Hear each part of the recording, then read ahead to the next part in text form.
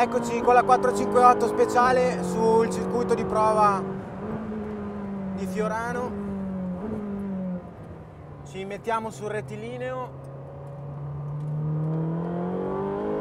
scarichiamo tutta la potenza del motore e tutte le marce fino alla sesta. La frenata potente abbinata alla cambiata fast downshift in scalata.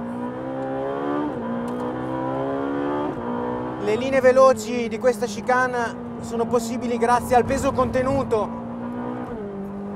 e al grip dei Michelin Pilot Sport Cup 2.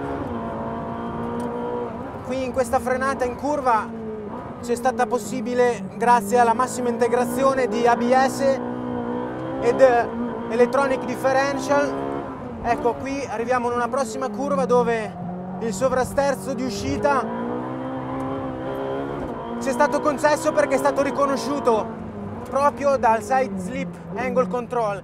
In un traction control tradizionale nella stessa curva ci avrebbe invece tagliato, penalizzando le performance d'uscita.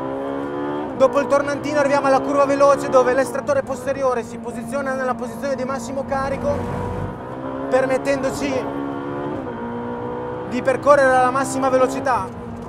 La precisione dello sterzo sulla 458 speciale ci dà il feeling di controllo anche al limite e in tutte le altre condizioni. E di nuovo sul rettilineo la cambiata con la nuova strategia di cambiata veloce